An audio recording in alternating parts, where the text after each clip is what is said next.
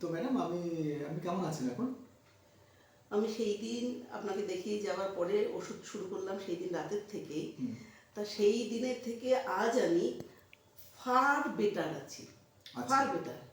আমি মাঝখানে আমার বাবাকে দেখতে গিয়েছিলাম কলকাতাতে, তো দিয়ে সেখানেও আমি বাবাকে বললাম, বাবা আমি আমার বর্ধমানে এমন একজন ডাক্তারবাবুকে পেয়েছি যে ভীষণ, আমি আজকে ভীষণভাবে রিলিফ। আমার নিঃশ্বাস প্রশ্বাস, আমার কাশি ভীষণ মানে ভালো আছি। পুরোটাই হয়তো রিমুভ হয়নি, মানে ঠিক হয়নি এখনো। তো অনেক অনেক ভালো আছে, আমি শান্তিতে ঘুমাতে পারছি। ভেরি গুড, এটা সবথেকে বড় কথা। অবশ্যই এটা তো খুবই আনন্দের কথা আমাদের জন্য।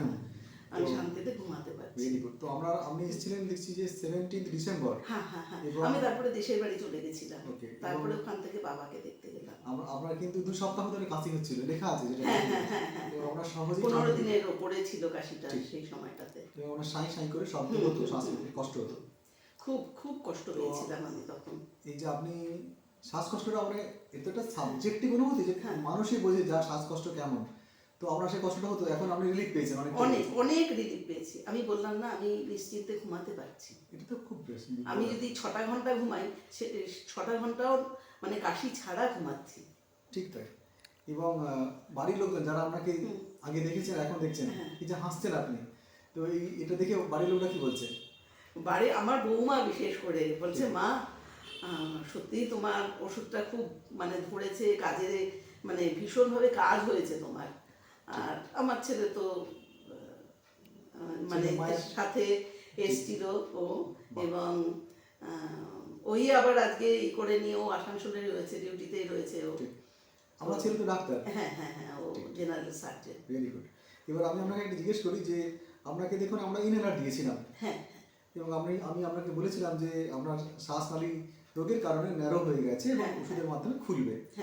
তো এই যে ইনহেলার আমি আপনাকে দিলাম, তো আপনার ইনহেলার ব্যবহার করে কেমন লাগছে? এটা খারাপ লাগছে না ভালো লাগছে? না, ভালো লাগছে। তো ইনহেলার কাজ যে করে সেটা আপনি বুঝতে পারছেন।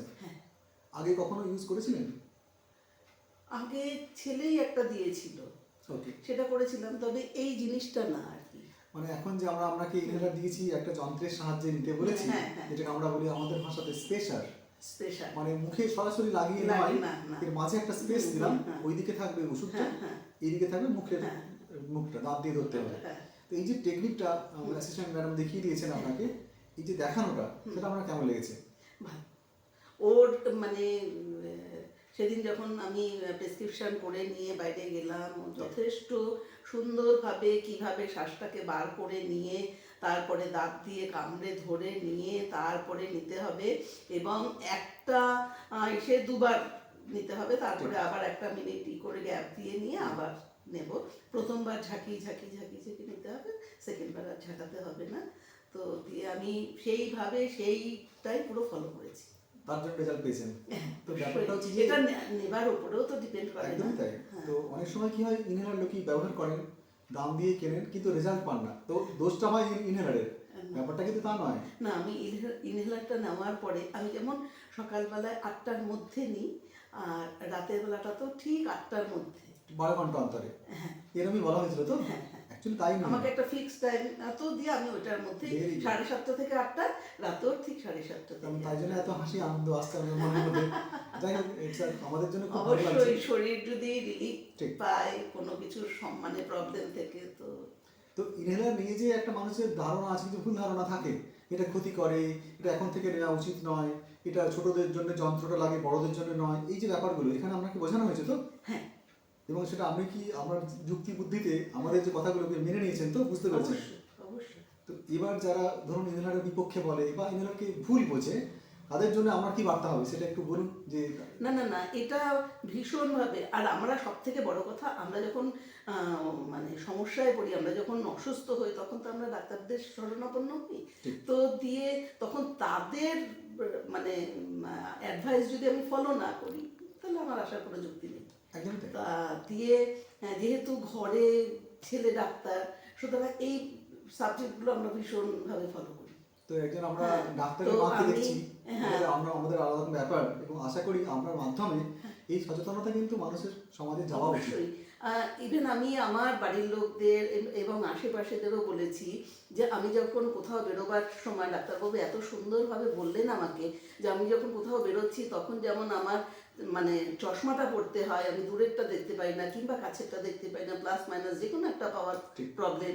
তো দিয়ে ডাক্তারবাবু বললেন যে মাস্কটা ঠিক সেইভাবে ব্যবহার করতে হবে যে এটা ব্যবহার না করলে পরে এটা পরে যদি আপনি বাইরে না বেরোন তাহলে আপনি বিশুদ্ধ নিঃশ্বাসটা নিতে পারবেন না। তো হ্যাঁ, পলিউশন যেহেতু চারিদিকে এতটা পরিমাণে, তো অবশ্যই কেউ যদি মানে ভাবে যে মাস্ক ব্যবহার করেই বাবা মাস্ক ব্যবহার করছে সুতরাং ওর মনে হয় কোনো গুপ্ত রোগ আছে কিংবা কিছু আছে, একদম অ্যাকচুয়ালি ব্যাপার হচ্ছে মানুষের মধ্যে কিছু ধারণা থাকবে, এমনি সমাজ, কিন্তু আমাদের কাজ হবে কি সেটাকে আস্তে আস্তে ঠিক করে দেওয়া।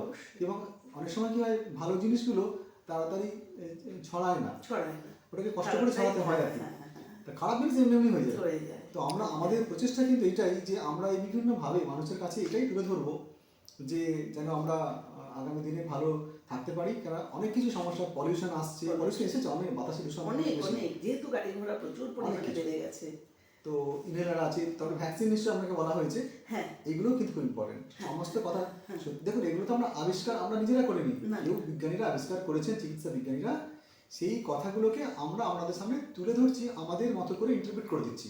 তাহলে আমরা তো আর আমার জন্য স্পেশাল কিছু না, আমরা যে জ্ঞানটা অর্জন করেছি চিকিৎসকেরা যখন বলছেন তাদেরকে গ্রহণ করা উচিত। অবশ্যই মানে যুক্তি তর্ক করে তো লাভ হবে না, সে তাকে হতেই হবে, তাই না? তো যাই হোক, আপনি ভালো থাকুন, এগুলো মেনে চলুন, ঘন ঘন আসা দরকারও হবে না আশা করি, কিন্তু বাড়াবাড়ি হলে আসতে হবে। আর একটা কথা বলবো, ভালো থাকলে যখন আপনি ভাবছেন যে খুব ভালো আছি আবার কি, ব্যাপারটা সেরকম নয়। তো ভালো আছেন এই সার্টিফিকেটটাও ডাক্তারদের কাছে নেওয়া যায়, তুমি ভালো আছো বা আপনি ভালো আছেন। তো যোগাযোগ রাখতে হয়, অনেকে ভুলটা করেন, সে ভুল আশা করি আপনি করবেন না। আর বাড়িতে যখন চিকিৎসক ছেলে আছে সেও নিশ্চয়ই আমাকে গাইড করবে। তো এইটুকুই বলার, থ্যাংক ইউ, আপনি এত সুন্দরভাবে মানুষের জন্য বললেন, এইভাবেই আমরা এগিয়ে যাবো। অবশ্যই অবশ্যই আমার মানে আপনার অ্যাডভার্টাইজ মানে আপনি যে আমাকে অ্যাডভাইসগুলো করেছেন আমি ভীষণভাবে মানে সেটা মেনে চলার চেষ্টা করেছি এবং আগামী দিনেও করব, আমি নিজেকে সুস্থ রাখবার জন্য। খুব ভালো থাকুন, ঠিক আছে।